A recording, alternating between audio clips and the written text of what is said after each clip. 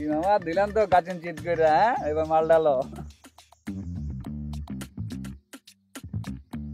কিরে টাকা কি আরো আছে, খেলবি? আরেকটা খেলি পরে লয়ে লইস। এই যে তোর এই একটা বদ অভ্যাস, এটার কারণে তোর লগে আমার সবসময় রাগারাগি হয়। মামা আজকে কোনো ক্যাচাল করিস না, আর তুই জানোস আমি নগদ ছাড়া খেলি না। তো তোর বাকি টাকা দিছি না আগে যেটি পাইতি, তো এখন কাহিনী কত তাই খেলি দিয়ে দেবনি। দিছস তো কি গেছে? তাহলে এটাও কি বাকি রাখবো নাকি? আমি দিয়ে দেবনি সময় মতো, কস না। আরে বেটা, তোরা প্রত্যেকদিন খেলতে বের এরকম ক্যাচাল করস কে? আর জুয়েল তুই, তোর ভিতরে সমস্যা একটু বেশি। তুই কি কিছু করতে পারস না? দৌর বাল, আমি আবার কি করুম? কোনো কাজ কাম ভাল লাগে না, এই খালি জুয়াটাই মজা লাগে। শোন জুয়েল, তোরা আমি একটা বুদ্ধি দেই, যে হারুনের লাগে তুই কর হটপটাক। বুদ্ধি খারাপ দাস নাই, কিন্তু ওই কি আমার লাগে করবো? কিরে ব্যবসা করবি আমার লাগে? ব্যবসা করবো নাকি? ব্যবসা তো করন যাই, কিন্তু চিন্তার বিষয় হইলো মামা, তুমি কুলাইতে পারো না। তুমি ব্যবসা করবা কখন? তুমি খাইবা না মানুষের কাছে বিক্রি করবা? পরে দেখবো আমার চালান শেষ। আমি হইতাছি এই এলাকার একমাত্র ডিলার, আমার একটা ব্যবসার সুনাম আছে, এই সুনাম কিন্তু নষ্ট করা যাইব না।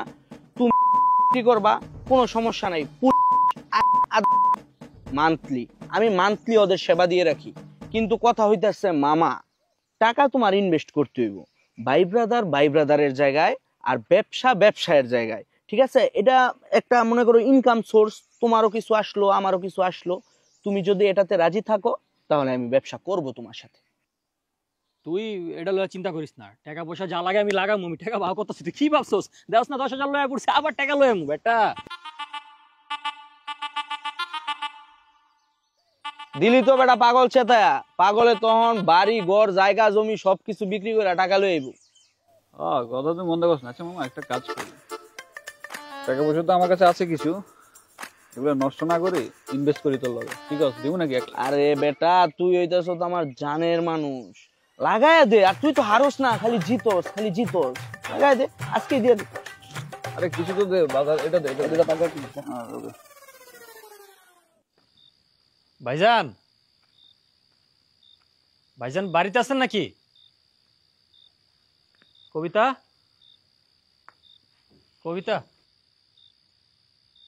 কি জুয়েল, তুমি আমার বাড়িতে কি মনে কইরা? হ্যাঁ, তুমি কোন সাহসে আমার বাড়িতে আইছো?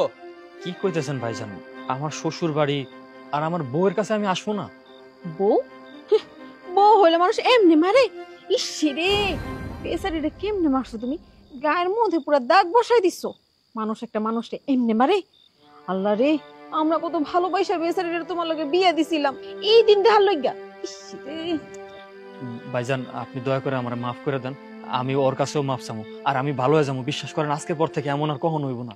নাটক করো মিয়া, নাটক। হ্যাঁ, নাটক বন্ধ কইরা বাড়িতে বাইরো, নাইলে কিন্তু আমি কঠিন ব্যবস্থা নেব। যাও, কি তাকে আছো কে? বাইরো। ভাইজান আমি ভুল করে ফেলাইছি, আর ভুল তো মানুষ মাত্রই হয়, তাই না? আমি কইতাছি যে আপনি যদি আমার এখন খালি হাতে ফিরিয়ে দেন, আমি তো সে আগের রকমই রয়ে যাবো। আপনি আমার বউডারে আমার কাছে ফিরিয়ে দেন, ওই যদি আমার বাড়িতে আহে আমি নিজের সংশোধন করে ফেলাতে পারবো। আমার একটাবার ভরসা করেন ভাইজান। দাও ভাই, আমিও চাই না তোমাকে সংসারটা ভাঙুক, তাই আমার সিদ্ধান্ত চূড়ান্ত সিদ্ধান্ত না। আমার বোন যদি তোমার লগে সংসার করতে চায়, আমার কোনো আপত্তি নেই তাতে। আবিবা, আবিবা একটু এদিকে আয় তো। আবিবা,